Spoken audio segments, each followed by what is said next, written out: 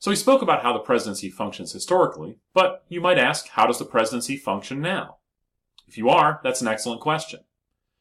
The first thing I want to look at is the president's primary role in the Constitution, his role as the commander-in-chief of the armed forces. This is probably what we identify most with the president, and we give him significant leeway in this role. But the founders had some difficulty giving one individual control over the military. Giving the president too much control over the armed forces could potentially make him into a dictator, especially in an era when so many international issues were settled through military force rather than diplomacy, and the ability to control your country depended on your ability to defend it. This is why they check the president's power by making it so only Congress can declare war, and once the troops are at war, then the president controls their actions. However, the system doesn't really work in practice.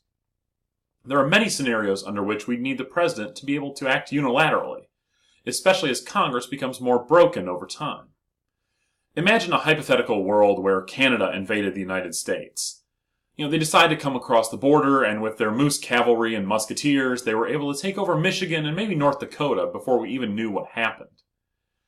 Now let's pretend for a minute that Congress is out of session. It's during their August recess or whatever, so we'd need to call them all back to D.C. to meet, declare war. This takes, let's say, 24 hours to get them all back, get a quorum, or enough people to conduct business. Then someone would have to draft a resolution declaring war, print whatever copies they need of it, whatever other technicalities are required in passing something like this. Meanwhile, the world's most polite army has taken over the northern 2/3 of the United States while we're trying to get our stuff together. Clearly, we need to give the president the power to act quickly in times of emergency and to commit troops somewhere without having to wait for Congress to deliberate. So, we've given the president this power, and it's shifted the power from Congress as the agenda setter and first mover in the game to Congress being a veto player, being able to say no after the president acts rather than them being able to first to say yes. This gives the president tremendous power in foreign policy, a power that cannot be understated. After the Vietnam War, we did pass a small check on this power in the War Powers Act of 1973. This law requires that the president inform Congress within 48 hours of committing troops abroad in a military action, and then the operation must end within 60 days unless Congress approves an extension. So, this theoretically returns the power to the president. However, it's basically a hollow check because it puts Congress in a tough position. We've committed troops to a military action somewhere, they've been active for 60 days and are integrated in a military effort. Can Congress really bring them back at that point, or are they stuck there? Think about the Iraq War for a minute, going back to the early part of the 2000s. 60 days in, we've captured Baghdad and Saddam Hussein held prisoner. Is it really possible to bring the troops home at this point?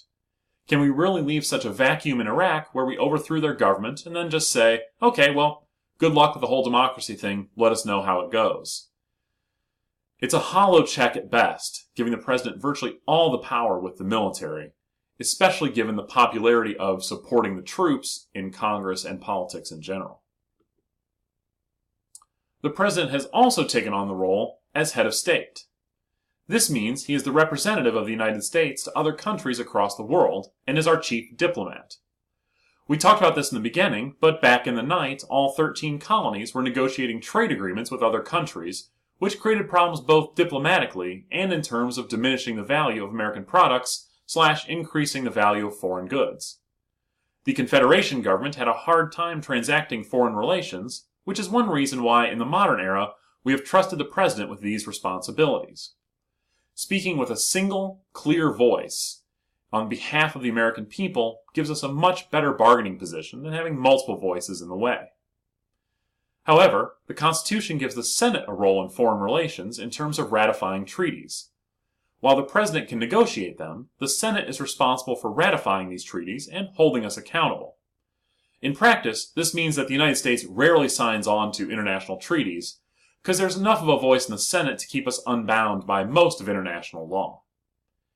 This doesn't mean we don't comply with these treaties, though, as typically what happens is that when the President goes to negotiate a treaty, he knows the Senate won't ratify it, but he can ensure American compliance through issuing a series of executive orders, making sure the federal government actually does whatever the treaty says we should do.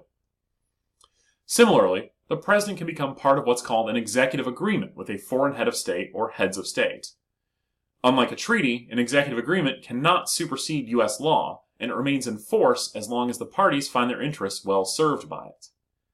That gives us some freedom to back out of treaties if we find it necessary or useful, but it also nullifies some of the checks on executive power envisioned by the framers.